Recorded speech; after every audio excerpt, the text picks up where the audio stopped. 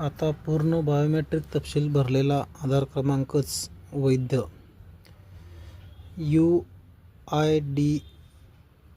UIDAI कडून नवे स्पष्ट नियम जारी झालेले आहेत.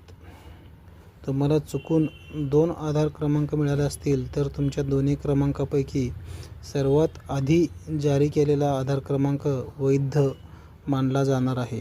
भविष्यात असा गोंधळ किंवा गैरवापर टाळण्यासाठी unique identification authority of India म्हणजेच UIDAI या संस्थेने आता स्पष्ट नियम जारी केलेले आहेत. त्यानुसार दुसरा आधार क्रमांक अवैध घोषित केला जाणार आहे. यामुळे एकाच व्यक्तीच्या नावाने 2 वेगवेगळ्या ओळखी तयार होणार नाहीत. याद्वारे एक व्यक्ती आधार हे धोरण आणखी मजबूत होईल आणि अनोळखीची फसवणूक रोखता येईल. UIDAIचे पाऊल डेटा सुरक्षा आणि पारदर्शकतेसाठी महत्त्वाचे मानले जात आहे.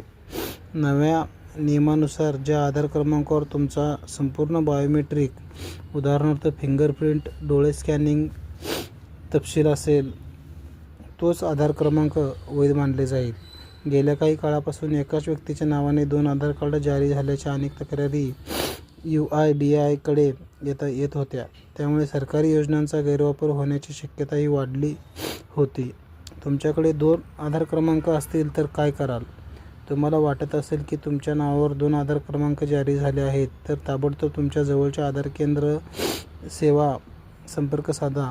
कोणता आधार क्रमांक वैध ठेवायचा आणि कोणता रद्द करायचा याचा निर्णय UIDAI ठरवणार आहे.